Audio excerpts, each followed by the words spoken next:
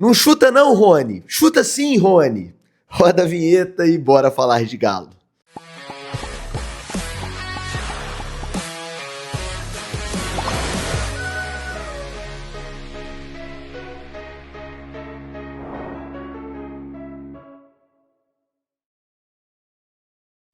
Tudo bem, pessoal? Um abraço para você que me acompanha em mais um vídeo aqui no canal do Frossar. Hoje é segunda-feira, dia 2 de junho de 2025. Tá no ar mais uma edição do Cabeça Fria, nossa análise dos jogos do Galo aqui no canal. Hoje para analisar a vitória do Atlético sobre o Ceará ontem, fora de casa, pelo Campeonato Brasileiro. Resultado muito importante contra um time que era um dos mais fortes aí como mandante nesse Campeonato Brasileiro. Um resultado, eu diria até improvável, né? Ou pouco projetado, vamos dizer assim, por muita gente, inclusive por mim, antes da bola rolar. Então, um resultado surpreendente aí, uma surpresa positiva nesse domingão. E a gente vai analisar esse jogo a partir de agora, beleza? Antes da análise, aqueles pedidos de sempre, né? Deixa o like nesse conteúdo, clica embaixo no joinha rapidinho e ajuda a gente mais. Se inscreva no canal se não for inscrito, também é muito rápido e você ajuda a gente de uma forma que você nem imagina.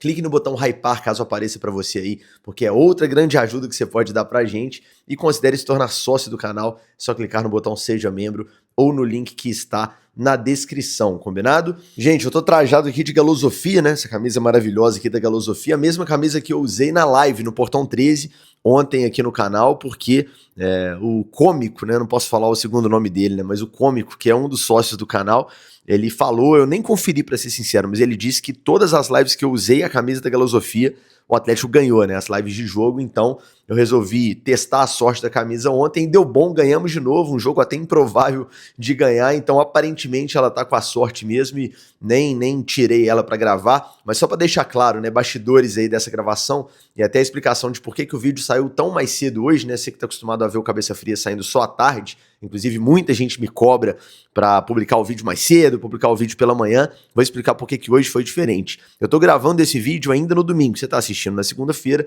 mas eu tô gravando ainda no domingo, né, no fim do domingo, porque hoje tem duas particularidades. Primeiro, uma questão pessoal, eu vou acompanhar meu pai num exame pela manhã, então não daria tempo de gravar o Cabeça Fria pela manhã de segunda-feira.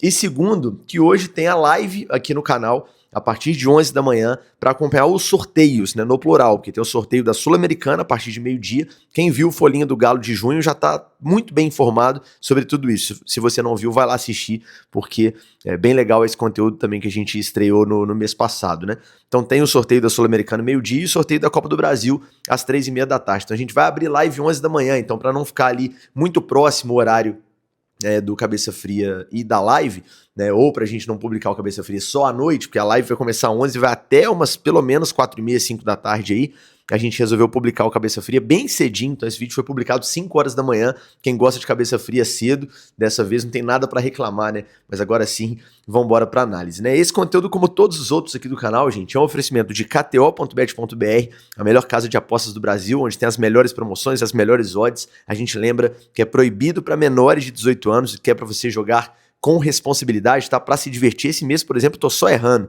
Tirando o Roland Garros, que eu acertei uma coisinha ou outra de tênis, no futebol eu tô errando todas, mas tá tudo bem, porque eu jogo ali R$5, R$3, quando muito R$10, é pra brincar, é assim que tem que ser, com responsabilidade, beleza? Recado também, né, dos produtos Carrijo, parceiraço aqui do canal, arroz Carrijo, feijão Carrijo, a tradição mineira que conquista o Brasil, você e a sua família merece, e também de Confiax, né, você que tá aí pensando em fazer um seguro para o seu carro, às vezes seu carro é um pouco mais antigo, que você acha que não consegue, que é muito burocrático, na Confiax você consegue sim, é só entrar em contato, o QR Code vai aparecer aí no seu vídeo, durante todo esse vídeo aqui, né, toda a análise, é só escanear e falar com o pessoal da Confiax, vai ser muito bem atendido, vai colocar um seguro nesse seu poçante aí pra você ficar tranquilo, combinado? Bom, vamos lá, o Atlético entrou em campo ali com uma escalação até surpreendente, né, bem surpreendente na verdade, sem o Hulk, e aí antes do jogo, né, começa aquele tanto de especulação, o que tá acontecendo com o Hulk, por que ele foi pro banco, depois o Cuca explica na entrevista coletiva a questão, né, física e também a questão, principalmente, até a questão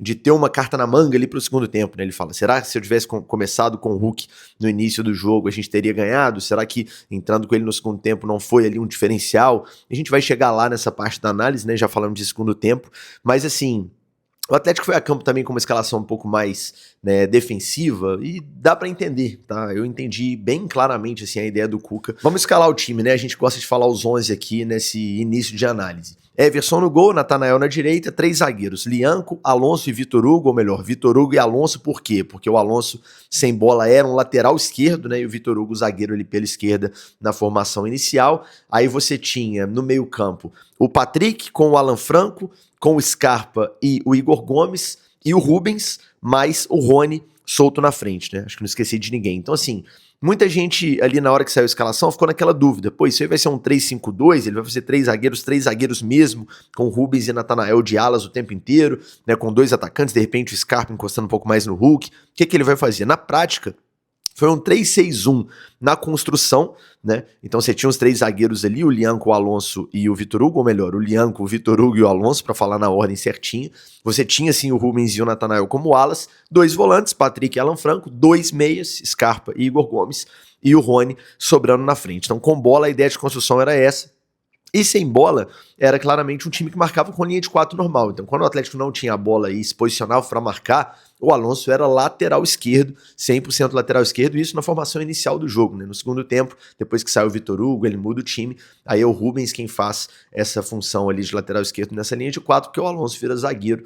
Então tô um pouco rouco ainda, porque como eu falei, tô gravando ainda no domingo e eu gritei demais comemorando aquele gol do Rony. Então peço perdão aí por esse inconveniente aí sobre minha voz, mas vambora. Então, cara, o time começou com essa diferença e assim, faz sentido? Por que faz sentido? A ideia do Cook, ele deixa isso claro ali na entrevista coletiva, era travar o jogo no primeiro tempo, não deixar o Ceará jogar. O Ceará, gente, era o melhor mandante do campeonato junto com o Fluminense e Cruzeiro, era um time que vem fazendo uma campanha muito interessante no Brasileiro. O Léo Condé faz um ótimo trabalho, o estádio entupido de gente, muito cheio, não sei se esgotou a capacidade, mas se não esgotou, ficou muito perto disso. Então era um cenário muito propício para o Ceará, o Atlético baleado, o principal jogador do time começou no banco, vem de uma sequência muito grande de jogos e vinha em uma fase tecnicamente, apesar de ter feito um bom primeiro tempo contra o Cienciano, mas o Hulk dessa temporada no geral, acho que até dá pra falar isso, né? Não é o Hulk que a gente sabe que ele pode ser. O lateral esquerdo titular tá machucado, o ponta esquerda titular tá machucado, né? Sem contar elenco curto, sem contar a crise de gripe que a gente teve, sem contar uma série de coisas. Então, o Ceará era muito favorito pro jogo. E considerando esse cenário, o Cuca pensou nisso. Olha, eu vou travar o time deles no primeiro tempo, vou fazer um jogo realmente amarrado no primeiro tempo, e no segundo eu vou colocar o Hulk, vou começar a soltar o time e vou tentar ganhar o jogo. E não tem como falar que não deu certo. A estratégia dele deu muito certo, aconteceu exatamente isso no jogo. Eu sei que não foi um jogo lindo de ver, não foi um jogo plástico, meu Deus do céu, não foi um show do Galo, mas aqui eu quero fazer um comentário de uma coisa que às vezes me incomoda, assim, em algumas análises que eu vejo, especialmente em rede social, mas é torcedor, né, cara? E tá tudo bem, aqui o meu papel é pegar essas coisas que eu pinço às vezes na torcida como discursos ali reproduzidos por muita gente e trazer um pouco de sobriedade aqui, de análise em cima deles, né? Tem 2 extremos, assim, 2 comentários meio extremos que me incomodam. Tem aquela galera que acha que a gente torce pro Ips. Qual que é essa galera? O Galo, por exemplo, faz um jogo medonho e não consegue ganhar do Cienciano do Peru em casa, usando o time titular. O Galo, no caso, usando o time titular. E a galera fala, não, porque futebol hoje em dia é muito difícil, gente. Todos os times têm qualidade, isso aí faz parte, o futebol é assim mesmo. Não faz parte, não. Empatar com o Cienciano não faz parte, perder pro Iquique não faz parte, perder ponto pra Caracas não faz parte. Então, quando eu vejo a galera tratando o Atlético igual o Ibis, torcedor do Galo mesmo, tipo, normalizando resultados pífios e atuações ridículas, eu fico invocado. Eu falo, não, gente, não dá pra normalizar, não. O Atlético empata com o Cienciano, a gente tem que vir aqui no dia seguinte, obrigação pela grandeza do clube, e descer o cacete, com perdão da palavra, em todo mundo. Foi o que eu fiz, por exemplo, no último Cabeça Fria. É uma questão de respeito à camisa que a gente veste, né? Agora, também tem uma galera que acha que a gente torce pro Real Madrid, e também não torce. Então ontem, por exemplo, o Atlético foi lá, fez um jogo amarrado, verdade, um primeiro tempo feio, verdade, a gente vai citar alguns lances aqui, né, não foi um jogo bonito de ver, achou um gol no segundo tempo, um petardo no meio da rua do Rony, nós vamos chegar lá na análise, ganhou o jogo, primeira derrota do Ceará como mandante no Brasileiro, traz 3 pontos para BH, num cenário, como eu disse, bem assim, longe do ideal do Galo, considerando desfalques e todo o resto que eu acabei de citar. Então a galera falando, não, mas essa vitória aí não vai esconder nada, essa vitória aí não vai mudar nada, esse time é ridículo, que atuação pífia, horrível. Gente, a gente não é o Real Madrid. A gente não é nem o Ibis e nem o Real Madrid, ou nem o PSG, para citar agora o último campeão da Champions, né? A gente, assim, nem tanto ao céu, nem tanto à terra. Calma, a galera é muito 880, né? Então, ou é normal perder ponto pacienciando, amassando a bola, 45 minutos sem conseguir criar nada, ou é um absurdo ganhar do Ceará fora jogando mal, entre aspas, bem entre aspas, que eu não acho que jogou mal não, dentro da ideia de jogo, eu acho que o time foi bem, assim, né? Dentro da proposta para aquele jogo. Mesma coisa que eu falei mais ou menos sobre o clássico lá contra o Cruzeiro. Muita gente, pô, que absurdo. Cara, não é absurdo nenhum.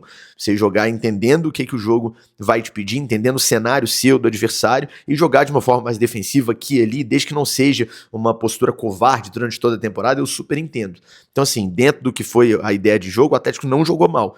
Mas tem uma galera que espera show o tempo inteiro. O Atlético não vai dar show o tempo inteiro. Muito menos nas atuais circunstâncias. Muito menos nas atuais circunstâncias contra um adversário forte, bem treinado, como é o Ceará. Vocês vão ver, viram até agora e vão continuar vendo aí, né, daqui pra frente no campeonato, que vai ser difícil, como foi difícil até aqui, ganhar e tirar ponto do Ceará lá no Castelão. Clubes grandes, de muita camisa, de muita tradição, muito maiores que o Ceará em expressão, vão passar perrengue e vão perder ponto lá.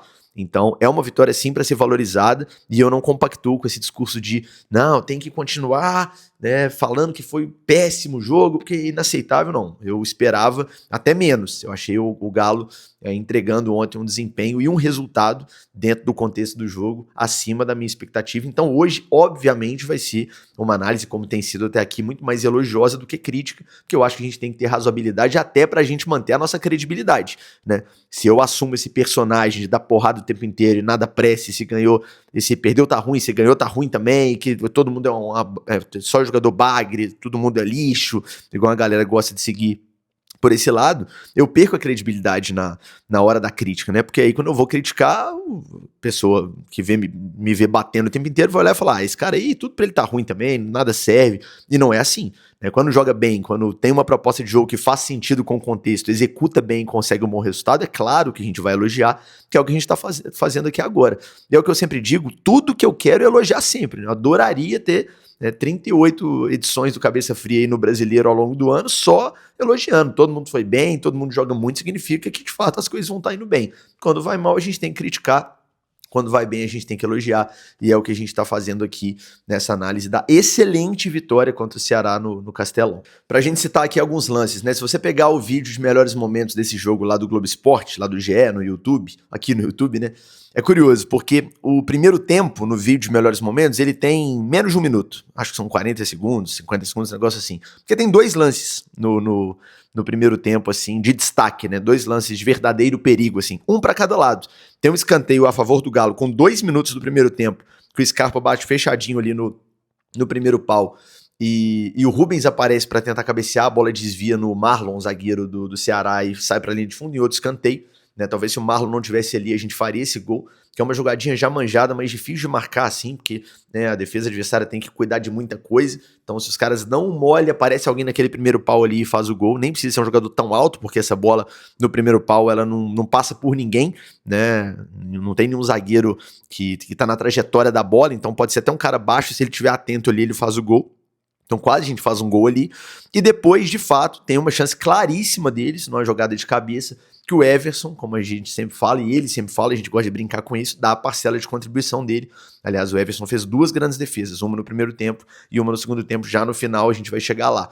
Então, essa bola foi até um lance meio bizarro, porque a jogada começa com o Alonso evitando uma saída da bola pela linha de fundo, né, para não gerar o escanteio para os caras, e deixando a bola viva na área, num lance muito mais perigoso do que um escanteio. A bola ficou pro jogador do Ceará, por sorte a nossa defesa conseguiu cortar, e aí sim gerar o escanteio. E aí na cobrança, o jogador dele subiu bem, cabeceou bem, o Everson fez uma defesaça, a bola pega no travessão. Quando eu vi o lance no primeiro momento, eu até achei que ela tinha ido direto no travessão, mas não, o Everson faz uma defesaça, ele espalma, a bola pega no travessão, e aí sim a gente consegue afastar o perigo. Então, cara, ali foi um susto, de fato, foi um lance bem perigoso, é uma chance clara, uma chance real. Se o goleiro não tivesse feito uma grande defesa, a gente tomaria o gol.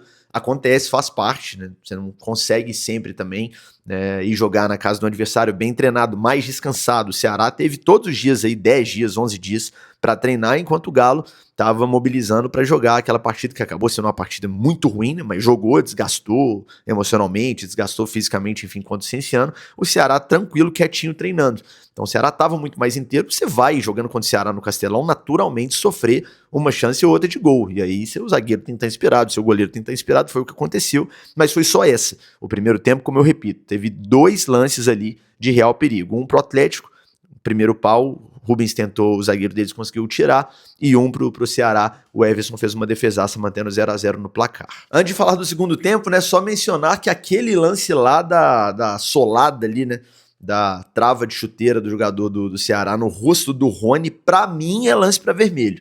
No mínimo, é lance pro VAR chamar e o juiz tomar suas próprias conclusões. O VAR não chamar pra ele revisar aquele lance ali, pra mim tá totalmente errado, ele faz ali, né, a comunicação com os jogadores, que o jogador até coloca o pé, mas tira, mas o fato de tirar, pra mim, não absolve ele, né, da falta, que é uma falta muito grave. Ele levanta o pé numa altura antinatural, não existe levantar o pé naquela altura, não é que o Rony abaixou o rosto demais e chegou na altura do pé do cara, ele levanta muito o pé, com a trava virada pro rosto do jogador adversário e pega, né? Já seria um lance perigoso ali, né? Se ele levanta e não chega a encostar, mas chega perto, né? De repente, aquela jogada de 2 toques, de tiro livre indireto, pelo lance perigoso, jogada perigosa e tal, sem pegar. Mas nesse caso pega, tanto que abriu, o Rony sangrou na jogada. Então, assim, não entendi por que o VAR não chamou. Era um lance, sim, na minha avaliação, passível de cartão vermelho. O juiz deu amarelo, o VAR achou que estava de bom tamanho, ficou por isso mesmo. Então, no primeiro tempo não teve nem gol, nem expulsão. Os 2 times foram com 11 para cada lado e sem gols, né, no placar pro intervalo. No segundo tempo, o Cuca solta mais o time, colocando o Hulk no lugar do Vitor Hugo. Aí é óbvio, né? Qualquer time que tirar um zagueiro e colocar um atacante, o time vai ficar mais ofensivo. Eu até brinco, né?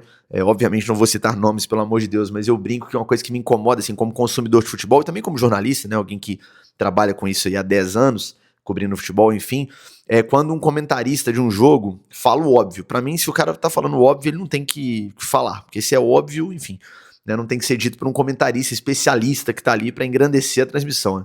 E existem uns, não tô falando que isso aconteceu ontem, até porque aqui no P13, na bagunça aqui, a gente nem ouve direito a transmissão, né? Tô só citando isso aqui aleatoriamente. Uma coisa que me mata de raiva é comentarista de obviedade, tipo assim, saiu um zagueiro, entrou um centroavante, como foi o caso, saiu o Vitor Hugo, entrou o Hulk. Ó, agora o Cuca coloca o time pra frente, né? Perde aí um pouco de força na defesa, mas ganha um bom jogador no ataque. Porra, se você não fala, amigão, eu não ia perceber. Isso é óbvio, né? Então, assim, a substituição, por óbvio, deixa o time mais ofensivo. Ele faz a mudança estrutural ali natural, o Alonso vai pra zaga, pra de fato zagueiro pela esquerda na vaga do Vitor Hugo, o Rubens vira o lateral ali pela esquerda na formação de linha de 4 sem bola. O Hulk entra na dele, você tem só um rearranjo ali no meio, o meio fica um pouco mais espaçado, é verdade, até porque o meio campo do Atlético, não só por essa mudança, né, num geral nesse primeiro semestre, talvez seja o setor, talvez não, é o setor mais problemático do time, né, o Atlético tem dificuldade para construir, a transição desse time não é rápida como o time foi montado para ser, né, para ter essa transição rápida, e entra a questão física, entra a falta de peças, a gente sofre com o volante demais, apesar do Patrick ser uma grata surpresa, mas sofre muito ali naquela posição. Os meias criativos também podem render mais, mas para isso eles precisam que a bola chegue com um pouco mais de qualidade, né? Então, assim, ficou um pouco mais espaçado e o Atlético não tinha tanta conexão, não tinha tanta transição, assim, da bola sair com qualidade dos pés dos zagueiros, volantes ali, né, e chegar com qualidade ao ataque. E isso era um problema, como tem sido um problema meio que crônico do Atlético nesse primeiro semestre, e precisa resolver na pausa para o Mundial. Mas ganhou força no ataque por uma razão óbvia. Você tinha só o Rony isolado lá. O Rony no primeiro tempo basicamente foi só número, a bola não chegou para ele com qualidade em nenhuma ocasião. E no segundo tempo você tinha o Rony com o Hulk. E a gente até pode discutir, né, que nos bons jogos do Atlético no Brasileiro, o Rony ou o Hulk estava fora. Então, pô, será que os dois não conseguem jogar juntos e tal? É papo para outra hora. Mas fato é que quando você tem só o Rony e passa a ter o Rony e o Hulk, seu ataque ganha muita qualidade, e foi o que aconteceu. Então o time ficou um pouco mais denso na frente, um pouco mais forte, o Hulk, né, lá para reter essa bola, para fazer uma tabela, enfim, e naturalmente você perdeu um jogador de meio ali, porque o Rubens, né, saiu de ala, foi deslocado um pouco mais para lateral ali, e fica um jogador a menos naquele setor intermediário, mas no fim das contas valeu muito a pena, o time melhorou sem dúvida nenhuma a partir da mudança. Sobre o Hulk, cara, tem uma questão que eu queria falar aqui, né, porque o Cuca falou sobre ele na coletiva explicando o fato de ter deixado ele fora, falou que conversou com ele, que é claro que o jogador fica bravo, fica nervoso porque quer jogar, a gente sabe o tanto que o Hulk é fominha, e isso é ótimo, o jogador tem que querer jogar mesmo, a partir do momento que o jogador achar que tá de boa, ele ficar no banco, se acomodar, não, tá tudo bem, tô nem aí não, o que for é isso mesmo, aí tá na hora de parar, né? Então o Hulk é um cara que tem o que tem na carreira, que conquistou o que conquistou na carreira, por essa ambição que ele tem, ele quer jogar sempre, etc. Agora, ele é um cara muito respeitoso, e a decisão é do treinador, e ele sabe disso, e ele sempre respeitou isso, mesmo quando dentro dele ele não gosta desse tipo de situação. O banco, ontem especificamente, pro Hulk fez sentido, né? E aí, pô, Frossar, mas ele entrou antes com o tempo e o time melhorou. Melhorou de fato, mas será que melhorou apenas por ter entrado o Hulk? Porque ele é melhor que todos os outros que estavam em campo, a verdade é essa. Né? Depois que ele entrou, ele era o melhor jogador entre os 22 em campo, com tranquilidade. Ou será que melhorou porque ele entrou inteiro? Porque tem essa situação envolvendo a questão física do Hulk. O Hulk estava claramente pesado nos jogos anteriores. Ele não estava inteiro e solto e leve, né? Leve metaforicamente falando, né? Leve literalmente falando, ele não vai estar nunca porque ele é um monstro de forte, ele vai estar sempre mais pesado, né? De força muscular mesmo, enfim, vocês entenderam, mas ele estava, de fato, longe dessa condição física ideal nos últimos jogos e estava apresentando um desempenho também abaixo, apesar, repito, do bom primeiro tempo contra o Cienciano. No primeiro tempo ele foi bem contra o Cienciano. Tudo que o Atlético criou no primeiro tempo contra o time peruano passou pelos pés do Hulk, mas, no geral, ele vinha um pouco abaixo. Então, talvez fosse hora mesmo de dar um descansinho pro Hulk, porque é jogo atrás de jogo, não dá pra tirar totalmente ele, né? Não tem elenco pra isso. Daqui a pouco vai dar uma melhorada, porque volta o Coelho, o Dudu vai poder estrear já a partir do jogo contra o Inter, enfim, vai melhorar um pouco em relação à opção. Mas estava muito ruim. Então o Hulk vendo que o time não tem alternativa, o time precisando vencer pra recuperar, né? Aquele clima ainda estranho, o torcedor ainda desconfiado, é claro que ele quer tá lá e jogar, e a gente via ele treinando com aquele tanto de adesivo na perna. E ele claramente longe do ideal fisicamente, mas estava lá. E aí, cara, como funcionou bem nesse jogo, né, contra o Ceará, ele entrou inteiro, entrou bem, conseguindo reter a bola, né, fazendo a jogada clássica dele, que é puxando para a perna esquerda e batendo, já com 1 minuto do segundo tempo isso aconteceu, né, ele pegou uma segunda bola, trouxe para o pé esquerdo, finalizou, a bola explodiu no travessão. O Hulk que a gente conhece, fica uma reflexão, né? Eu lembro muito de 2021, quando o Cuca foi questionado sobre o Hulk, sobre a situação física dele. Já era um cara com uma idade, né, avançada, óbvio que um pouco menos do que agora, mas já não era nenhum menino, né? E perguntaram sobre o Hulk fisicamente, enfim, e o Cuca disse que foi uma surpresa para ele a condição física do Hulk e a situação dele ali, porque o Hulk, mesmo tendo uma idade já mais avançada, não precisava de descanso, que o corpo dele, né, recuperava bem ali de hoje para daqui a 3 dias, né, jogo quarto domingo, quanto mais jogos, mais o Hulk tava bem inteiro, assim. Então, eu lembro demais essa resposta do Cuca. Eu não lembro exatamente as palavras, mas eu lembro dele falando isso. Cara, ele não precisa. O negócio dele é jogar quarto domingo, o corpo dele se recupera assim, jogando, treinando, igual um maluco todo dia e tal. Não é nenhum crime a gente falar que isso pode ter mudado. E eu sempre deixo claro que eu discordo veementemente de qualquer discurso que fala que o Hulk acabou, tá? Porque eu tenho certeza absoluta que ele não acabou. E que ele tem muita lenha pra queimar ainda e muita bola pra jogar. Mas eu acho, e aí, obviamente é um achismo, porque eu não tenho dados fisiológicos, eu não sou nem médico, nem fisiologista, nem fisioterapeuta, nem treinador pra afirmar isso aqui, mas eu acho, me parece, uma percepção minha, que agora, em 2025, tá na hora sim de começar a dosar o Hulk. Eu lembro de uma resposta do Milito sobre ele ano passado, né? Que era bom já começar a dosar o Hulk para o Hulk desfrutar, porque ele é um craque, ele é uma referência, ele é um ídolo do clube, ele é um jogador muito acima da média em todos os quesitos, então ele precisa desfrutar. E se ele jogar quarto domingo, 90 minutos, ele vai parar de desfrutar e vai só entregar pelo trabalho, pela obrigação ali. Então, eu acho que tá na hora da gente, de fato, armar esse cenário pro Hulk desfrutar. Mas como que faz isso, Frossar? Faz isso fazendo, por exemplo, o que o Cuca fez ontem, né? Em determinado jogo, eu vou começar com um time um pouco mais físico, no sentido de mais correria, e vou guardar o Hulk para um segundo tempo um pouco mais descansado. Você pode fazer isso até começando com o Hulk como titular, mas fazendo um time que proteja um pouco mais ele fisicamente. Então, cara, eu vou fazer um jogo aqui com ele mais posicionado como centroavante, um time que tenha, né, jogadores pelos lados do ataque que vão correr muito, que vão recuperar o campo inteiro, e ele vai estar ali mais posicionado. Vou fazer um Hulk, de repente, como um segundo atacante, deixando o centroavante lá pra ficar brigando com o zagueiro, pra ele não ter que ficar jogando de costas o tempo inteiro, porque isso também desgasta muito o atleta, né? Pra isso, claro, você tem que ter um centroavante, né? O elenco só tem o João Marcelo, que é um menino, mas enfim, é uma alternativa também, pensando em segundo semestre, vai que, né, conseguem contratar alguém aí pra essa posição. Então tem alguns cenários aí que você pode fazer pra proteger o Hulk, pra fazer ele desfrutar com ele em campo e também dosando minutagem, né? O Hulk, repito, é um monstro, continua sendo, continua jogando muito, continua sendo um cara decisivo e vai fazer muito gol ainda, muita assistência, eu não tenho a menor dúvida disso, mas a minha percepção é que de fato está na hora de começar a dosar o Hulk, né? Não significa dosar igual, sei lá, o Marcelo na reta final da carreira no Fluminense, né? Tinha muita. Eu posso estar falando uma grande besteira, porque obviamente não acompanho de perto o Fluminense, mas olhando de longe, eu via que, sei lá, o cara jogava um jogo, ficava fora um, necessariamente, não jogava uma sequência de vários jogos, ou sempre era substituído, não é isso que eu tô dizendo. Eu tô falando que tem que olhar com cuidado, porque se for deixar 100% na opinião do Hulk essa decisão, ele vai querer jogar sempre, ele não vai querer sair nunca. Porque ele sabe a qualidade que ele tem, ele sabe que o nível que ele tem, ele sabe a responsabilidade que ele tem como ídolo, como referência técnica desse time, né? Então ele vai querer sempre estar em campo. Então esse olhar tem que ser clínico, né, fisioterapêutico, sei lá se essa palavra existe, mas enfim, tem que ser de toda a comissão médica, física e obviamente técnica do Atlético para que a gente consiga extrair o melhor do Hulk. Ontem ele entrou no intervalo e o time melhorou muito a partir da entrada dele. Então foi uma decisão acertada e tomara que todos os envolvidos tenham esse entendimento. Quando eu falo todos, não é só Cuca e Hulk, não. É o torcedor, é a diretoria, é todo mundo envolvido. Tenham esse entendimento de saber que o Hulk começar o jogo no banco não significa que ele perdeu a posição. Meu Deus, o Hulk agora é reserva do Atlético? Óbvio que não, gente. Óbvio que não. Se o Atlético tiver, vamos supor que o Atlético tomara, né? Ou ralar, como diziam os argentinos, chegue na final da Sul-Americana. Claro que o Cuca vai fazer um esquema pro Hulk estar bem 100% e no time titular na final da Sul-Americana. Não tem dúvida disso, né? Então vai segurar o cara ali uns 2 joguinhos antes no Brasileiro, vai fazer um treino específico e tal pra ele estar lá. Então o Hulk é titular do Atlético, óbvio, evidente. O Hulk é titular de qualquer time do Brasil.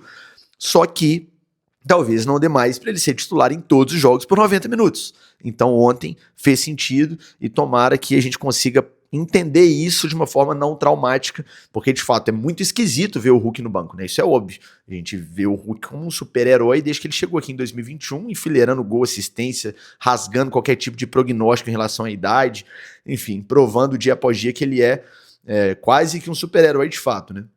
Mas não, ele é um ser humano e a gente precisa entender isso para ter uma relação harmoniosa entre torcida e ídolo, né? Entre o Hulk e o seu povo, vamos dizer assim. Pra citar alguns lances do segundo tempo, teve esse chute do Hulk que eu falei que a bola foi no travessão, ou teve um chute do Patrick também numa segunda bola, né? Sem tanto perigo assim, o goleiro do Ceará faz uma boa defesa. Aliás, o Patrick merece mais uma vez elogios. Muito bem o moleque, muito bem mesmo, assim. Pouquíssimas ressalvas ao jogo dele, que eu até nem vou fazer não, por considerar que são coisas normais ali, inerentes ao aprendizado ali, um jogador muito jovem, um cara que fez outro dia o primeiro jogo como profissional, não só no Galo, como profissional no Palmeiras, ele nunca tinha jogado profissional.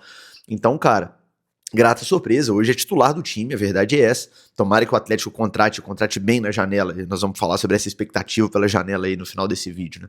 Para ele não ter toda essa carga, né, de ser necessariamente um titular ali para todo jogo, para ele poder dividir isso com outros jogadores ali da posição, mas ele tá muito bem, fez mais uma partida muito legal.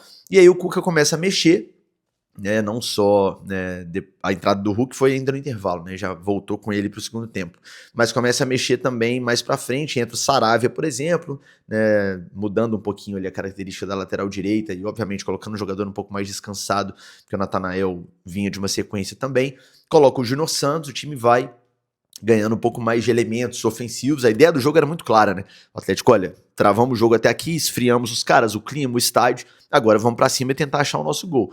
E aí o gol sai num lance, assim, completamente improvável, um petardo do meio da rua do Rony. Quando eu falo no meio da rua, é do meio da rua mesmo, não foi um chute ali da entrada da área, não.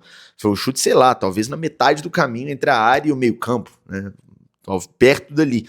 Então, um negócio completamente improvável de acontecer, tanto que o corte tá aí nas redes sociais, publiquei no Instagram, quem não me segue vai lá seguir, @GuiFrossar, publiquei aqui no YouTube também como shorts e tal, obviamente na íntegra lá do Portão 13.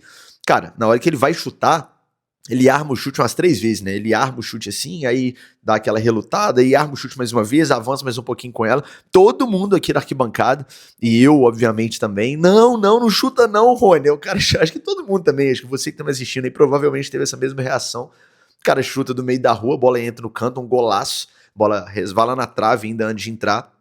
E um gol pra coroar um jogador que, assim, o que eu tenho pra falar sobre o Rony é o que eu falo sempre sobre o Rony. Quando ele faz um jogo ruim, perde um gol inacreditável, tipo aquele, eu falei isso, e quando ele faz um golaço como agora, eu vou falar a mesma coisa. O Rony é um jogador extremamente útil, só que ele não é nenhum craque. É o típico jogador que vai fazer raiva, mas também vai ser herói em alguns momentos. Todo time tem um cara desse. É o Rony.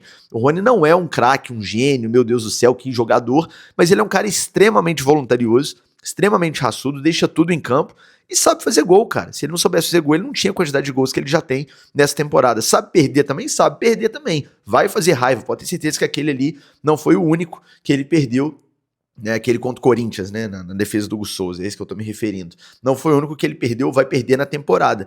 Só que é um jogador muito útil. A gente tem que tomar cuidado na hora de criticar para não queimar um cara que ainda tem muita lenha para queimar e vai ajudar. Eu sempre falei, o problema não é o Rony estar no elenco do Atlético. Pelo contrário, eu adoro o fato do Rony estar no elenco do Atlético. Eu acho um cara extremamente útil e tenho certeza que vai enfileirar muitos gols ao longo da temporada.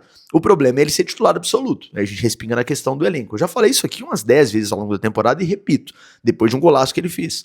O Rony não pode ser titular absoluto do Atlético sem ter um concorrente. É ele mais 10, não pode. Então agora, voltando o Coelho, né, e entrando o Dudu, e você tem Hulk, enfim, você tem uma variedade um pouco maior, o próprio Júnior Santos, que em algum momento vai emplacar uma sequência legal e vai, né, buscar ou tentar buscar uma vaga de titular nesse time, aí sim, beleza. Você ter o Rony nesse contexto de um elenco é ótimo, ótimo, ótimo, ótimo. Imagina você ter um Rony descansado no banco, um jogo travado, você coloca ele no segundo tempo. Ótima opção, sem dúvida nenhuma. Vai pra cima dos caras, vai dentro, enche o saco de zagueiro, de goleiro, pode achar um gol do meio da rua, pode fazer um gol de bicicleta. Eu sei que faz raiva em vários momentos. Ontem ele tentou de novo, a bola pegou na perna que nem era a certa pra ele chutar, enfim. Mas em algum momento ele vai acertar. Escuta o que eu tô te falando. Fez um golaço do meio da rua, em algum momento ele vai fazer um gol de bicicleta, de voleio. Então, assim, é um cara útil. Não tô falando que ele tem carta branca por isso, pra ficar tentando bicicleta toda hora, não, tá? Tem hora que me irrita também. Mas é um jogador útil, cara. E foi coroado com gol e, assim, golaço, aço. A reação foi muito engraçada. Assiste o corte, se você não assistiu ainda. Ali o Galo fazia 1-0. Depois disso, pelo contexto do jogo, pelo cenário, enfim, a missão, claro, era sustentar esse resultado até o fim, né? Aos 37 minutos, o Cuca para o jogo mais uma vez para mais uma mudança. Ele tira o Scarpa e coloca o Gabriel Menino, né? O Scarpa não fez um jogo espetacular. Aliás, o Scarpa eu tenho sentido assim que ele tem perdido duelos físicos, assim. Pode ser o cansaço, pode ser o desgaste, não é um jogador também super forte fisicamente, mas entrou o Menino, que é um jogador um pouco mais forte fisicamente do que o Scarpa, né? Para encorpar um pouco mais o setor ali. Claro que o Scarpa é mais criativo, mas ali você precisava mais destruir do que construir, já tinha feito o gol que era o mais difícil nesse cenário e fez sentido essa substituição. Aos 42, os caras têm uma boa chegada pelo lado esquerdo, o Saravia toma uma caneta, uma jogada construída perto da linha de fundo ali, o jogador deles cruza para trás e o Rômulo, o atleta do Ceará, finaliza no canto, né, a bola queimando a grama ali, o Everson faz uma ótima defesa, foi essa que eu citei lá atrás no vídeo, então ele faz uma ótima defesa no primeiro tempo e uma ótima defesa na reta final do segundo tempo, ainda tem um chute de fora da área do Ailon, né, na tentativa de fora do Ceará, que a bola passa perto, mas sai pela linha de fundo. O Cuca tira o Patrick, que estava já sentindo cãibra, né, para colocar o Igor Rabelo já aí depois dos 40 e alguma coisa, para colocar um zagueiro a mais lá para, enfim, aí fechar a casinha mesmo e esperar o jogo terminar, né? E aí eu acho que faz sentido, tá? Não é uma coisa é você chamar o adversário pra dentro, né? Chamar o adversário pra cima com 30 minutos. Outra coisa é com 43, 44, ganhando um jogo fora de casa, com seu time já meio que aos trancos e barrancos, tá certo, ali tá certinho, tira a bola aérea, coloca um cara alto e vambora, né? E aí, cara, depois ainda tem tempo pra expulsão do Lianco, né? Num lance, assim, meio que inexplicável. Tão inexplicável aquele escanteio que o Hulk cobrou, né? O Hulk foi tentar recuar a bola, sei lá, pra algum zagueiro nosso, pra algum volante nosso, deu um presentaço pro time do Ceará, o cara ia encaixar a jogada de transição, de contra-ataque, o Lianco faz a falta, já tinha amarelo, tomou o segundo, foi expulso. esse amarelo aí do Lianco é um amarelo que eu não vou reclamar de forma alguma, tá certinho, certinho. Tem um amarelo, dane-se, né? Cara, você tá tomando um contra-ataque nos acréscimos do segundo tempo, no jogo que você tá ganhando heroicamente por 1-0 na casa do melhor mandante do brasileiro. Mata a jogada. Ele já ia ficar fora do jogo contra o Inter de toda forma, que ele tinha tomado o primeiro amarelo, era o terceiro dele, estava pendurado, né? Ficou suspenso. Como ele tomou o vermelho, o segundo amarelo e o vermelho, ele ficou suspenso agora pelo vermelho, e depois que ele voltar da suspensão, ou seja, no primeiro jogo pós-pausa pro Mundial, ele vai voltar ainda pendurado, né? Porque agora ele vai cumprir a suspensão do vermelho contra o Inter. Então, em tese, o Lianco já tá de férias, né? Digo férias, entre aspas, porque os caras vão ter um descanso aí de 2 semanas depois do jogo contra o Inter. Então, o Lianco certamente vai, imagino eu, né? Vai treinar até o jogo contra o Inter normal com os companheiros, enfim, depois vai ter o descanso, mas jogo mesmo para ele só em julho agora. E vai voltar pendurado, aí depois da pausa, quando ele tomar um amarelo, ele vai ficar suspenso mais uma vez. Então, quando você vê o Lianco pendurado nas listas, pendurado de novo lá em julho, mas ele não estava pendurado antes da parada e já não ficou fora pelo vermelho.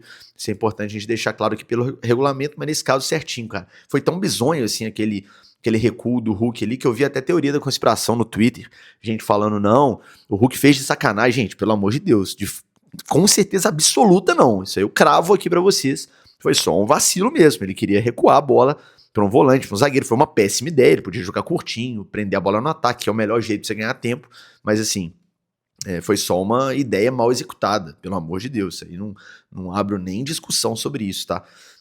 Mas aí o Lianco fez certinho ali, e assim, a gente não teve tanto prejuízo, justamente porque o Cuca já tinha colocado mais um zagueiro, então você ia ficar com 3 zagueiros até o jogo acabar, mas aí faltava pouco tempo, você ficou com 2, né, o Alonso e o Igor Rabelo até o apito final. Vitória a ser muito comemorada, cara, muito comemorada, assim, sendo bem sincero, eu não esperava que o Atlético fizesse 15 pontos aí nos últimos 21 no Brasileiro, né, esse recorte realmente tem um resultado bem melhor do que as minhas expectativas, o que não anula o fato, por exemplo, do Atlético ter passado a vergonha que passou na Sul-Americana. As duas coisas coexistem, tá? As pessoas têm que entender que é possível e absolutamente normal e assim, é o correto na minha avaliação, o mesmo clube, com os mesmos jogadores, mesmo treinador, ser criticado aqui e elogiado aqui. Né? É muito engraçado, porque às vezes eu vejo uns comentários assim, eu dou porrada pra caramba num vídeo, critico pra caramba, aí no outro dia eu elogio, e o cara, mas não era você que tava batendo pra caramba outro dia? Ué, claro que sim, eu bato, né, no sentido, obviamente, figurado aqui de crítica, né? Quando eu vejo coisa errada, má atuação, mau desempenho, e eu elogio quando eu vejo coisa boa, né? Isso é óbvio, tem que ser assim sempre. Então, eu vou continuar fazendo isso. Então, assim, ao mesmo tempo que é bizarro, inaceitável o Atlético ser segundo colocado naquele grupo pífio da Sul-Americana, e aí merece todas as críticas com, assim, bastante veemência e força, é bem louvável e acima das minhas expectativas o Atlético chegar, né, nesse momento da temporada, considerando o elenco curto, os desgastes, os problemas físicos, as lesões, etc, etc, etc, chegar nesse momento do campeonato a 1 ponto do G6, como tá, fazendo 15 pontos nos últimos 21 no Brasileiro. Se ganhar do Inter, pode encostar ou se bobear até entrar em zona de Libertadores, ou pré-Libertadores ali. Então, sim, o desempenho, o resultado, melhor dizendo, no Brasileiro tá acima das minhas expectativas, né, para esse recorte. Eu falei algumas vezes em várias edições do Cabeça Fria lá para trás, que, principalmente quando o Atlético tava na zona, né, e aí dá um medo danado, que se me desse um contrato para eu assinar que o Atlético chegaria na pausa do meio do ano, classificado nas 2 Copas e fora da zona do Brasileiro, que fosse 1 ou 2 posições fora da zona, eu assinaria. Então, assim, é justo eu dizer que está acima das minhas expectativas no Brasileiro e foi bem abaixo das minhas expectativas na Sul-Americana, porque eu esperava uma classificação tranquila, inclusive preservou menos do que eu esperava, né, gastou mais os titulares do que eu esperava e entregou muito menos, inaceitáveis os pontos que o Galo perdeu, mas é papo para outra hora. O Atlético vai ter que enfrentar lá o Bucaramanga lá nos playoffs da Sula, mas isso é papo pra julho, não é hora de estressar com isso não. Não é porque ganhou esse jogo que tá tudo perfeito, claro que não, né? O time precisa jogar mais bola de forma mais regular, isso é desafio pro Cuca nessa pausa aí, nessa pequena pausa aí de 10 dias até o jogo contra o Inter e principalmente na pausa, né, de 30 dias aí até a volta do Campeonato Brasileiro, das competições aqui nacionais e sul-americanas. Os jogadores, vários, estão ainda no nível abaixo, precisam demonstrar mais desempenho, e aí dá para colocar vários no pacote aqui, o Alonso, por exemplo, né, o Alan Franco, o Scarpa, enfim, vários realmente, a gente exime aí de críticas, poucos jogadores nesse primeiro semestre do Atlético, então tem muita coisa para melhorar, e cara, vamos ver aí como é que o Atlético vai se comportar nessa janela, né? Já deu aquele banho de água fria, né, nesses últimos dias aí, a diretoria com esses depoimentos, e especialmente o Paulo Brax, né, que se comporta como porta-voz aí, foi contratado para isso, né? Para falar quando os caras não querem falar, né? De contratação, enfim, ele deixou muito claro que o Atlético vai fazer uma janela modesta em termos de investimento, assim, que não tem dinheiro, que não vai investir pesado nessa janela. Ele diz, quem sabe mais pra frente, etc. Enfim, o desabafo que eu tenho pra fazer sobre isso eu já fiz no último Cabeça Fria, né? Mas ele usa um termo que me dá calafrios, assim, de ouvir, que é, vamos ter que usar a criatividade. Quando eu ouço essa palavra e penso em janela, em reforço, eu só consigo lembrar de gestão sete câmara e daquelas tentativas bizarras de contratações inacreditáveis que deram tudo errado, assim. Deram todas muito errado, né? De Santo, Maicon Bolt, Lucas Hernandes, Ramon Martinez, aqueles caras que vieram do Palmeiras lá 10 anos depois do auge que eles tiveram na carreira, Arouca, enfim. Essa criatividade nesse patamar aí me dá um medo danado, como eu disse, me dá um calafrio, me dá medo, a palavra é medo. Então, já que não tem dinheiro, é hora de ser criativo, e criativo de verdade, bem criativo, né? Criativo com bons resultados. É hora do Siga aparecer, fazer uma indicação que de fato chegue e jogue. Mas é muito difícil, o mercado é muito mapeado, beleza, mas por isso que o Atlético investe muito dinheiro nesse departamento de análise. Agora se vira e acha, o trabalho de vocês é esse, né? É hora do Paulo Brax aparecer, do Vitor aparecer, do Cuca aparecer com indicações mais certeiras e de preferência menos caras, né? Porque indicar o Júnior Santos pagando 50 milhões de euros não é um mérito do Cuca. Foi ele que indicou, mas até agora não se justificou, e mesmo se justificar, o cara custou 50 milhões de euros, e foi um jogador meio óbvio, assim, né? O cara foi artilheiro da Libertadores, pelo campeão da competição, enfim. É um jogador que não precisa de ser um grande gênio para olhar e falar, esse cara pode me ajudar, né? Acho que não valia 50 milhões de euros, mas enfim, já pagaram paciência, não ficar remoendo isso também não. Mas o que eu tô dizendo não precisa ser um grande gênio, e ninguém foi um grande gênio de trazer o Júnior Santos. Até agora, aliás, não se justificou. Então tá na hora de alguém pincelar, né, e de preferência o Cuca participar disso, porque ele tem essa fama, pincelar alguém que de fato a gente olha lá no final da temporada, que é um exemplo, Nathan Silva, em 2021. Já era do Galo, o Cuca viu, caramba, esse menino me serve, vem cá, virou um titular absoluto do time, eu sempre sustentei e sigo sustentando, que foi o melhor zagueiro do Atlético no Brasileiro de 21. Brasileiro, especificamente, antes que venham com o argumento aí da falha contra o Palmeiras na Libertadores, né? É isso que a gente precisa. Então, no meio do ano agora, cara, deem os seus pulos aí para melhorar esse elenco, porque precisamos, e precisamos muito. Se a gente não tiver um upgrade generoso de qualidade, quantidade também, mas principalmente qualidade nessa janela do meio do ano, esquece brigar por título aí no fim da temporada, né? Eu acho que ainda dá para sonhar como a Sul-Americana, apesar dessa fase de grupos ridícula aí. Brasileiro, eu acho que a briga é na melhor das hipóteses para uma vaga na Libertadores, acho que não passa disso. E Copa do Brasil, o Atlético é franco atirador contra vários clubes, né? Tem vários clubes muito mais preparados para ganhar, mas vai que, né? Futebol é futebol. Agora, o importante é a gente se preparar bem e ter esse upgrade, né? Essa melhora no elenco. E para isso, já que precisa ser criativo, que sejam criativos, mas com eficiência. Se for criatividade com padrão gestão sete câmara aí realmente vai só piorar, e a gente vai ter um ano bem fraquito aí no segundo semestre. É isso, gente, que vem essa pausinha de 10 dias aí, vai ser muito útil, né, para dar uma descansada. A gente vai continuar tendo vários conteúdos aqui no canal, né, então pode ficar tranquilo que a gente não vai abandonar vocês não. A equipe nossa aqui trabalha muito para entregar conteúdo todos os dias, ou quase todos os dias, eu, Hugo Lobão, Bernardo Mota, né? E assim será também nessa pausa, e claro que a gente se encontra aí nos próximos conteúdos aqui no canal. Que venha o Internacional dia 12, né, que o Atlético use esse jogo aí no pleno dia dos namorados para fazer as pazes com a massa, e quem sabe ir para essa pausa aí, se não em lua de mel, que talvez seja pedir demais, pelo menos com os votos renovados aí com o Galo, né? Até brinquei com isso na minha coluna de O Tempo que eu escrevi, né? Cara, a gente é apaixonado pelo Atlético, e é na alegria e na tristeza, no empate com o Cienciano, na vitória fora de casa contra o Ceará, é isso mesmo, até que a morte nos separe, e vambora, e tomara que, né, no dia 12 a gente comemore mais uma grande vitória, estreia do Dudu, tem muita coisa legal pra gente falar também nos próximos dias sobre esse e vários outros assuntos, combinado? Tamo junto, obrigado aí pela companhia, saudações atleticanas, um grande abraço e até o próximo vídeo. Valeu!